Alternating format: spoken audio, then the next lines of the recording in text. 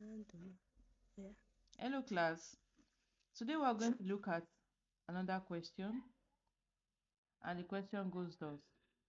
A car accelerates uniformly from rest at 3 meters per second square.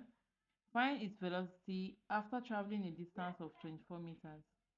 Now, whenever you hear the word from rest, when we're talking about motion, it simply means that that object is not moving before and the initial velocity is 0. So whenever you see the word rest in motion, it simply means the initial velocity u is 0. So the first step is going to be to bring out what we're given in the question. So the word rest here indicates that we have u to be 0 at 3 meter per second square. This meter per second square is talking about acceleration. So we say a equals 3 meter per second square. And we have to find its velocity. We have to find the velocity, meaning the final velocity is our question. After traveling a distance of 24 meters, the distance we use S to represent it, 24 meters.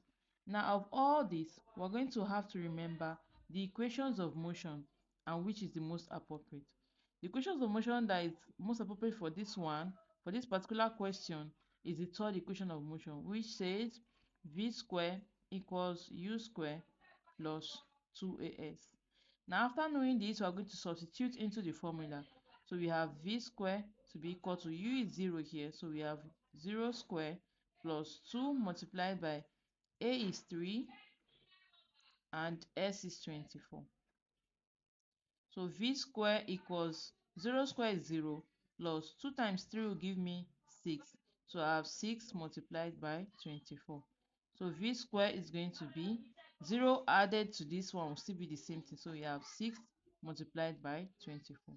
V square is going to be 6 multiplied by 4 to give me 24. 6 multiplied by 2 is 12. Then I add the remaining 2. That will give me 144. I'm looking for v, not v square. So I square root both sides because square root cancels a square. So if I square root both sides, I have v square square root equal to the square root of 144. This square cancels out this square root. I have v to be equal to the square root of 144, and that's going to give me 12. And then I'll remember to write the unit of velocity, which is meter per second. I hope you've learned something today. See you in the next class.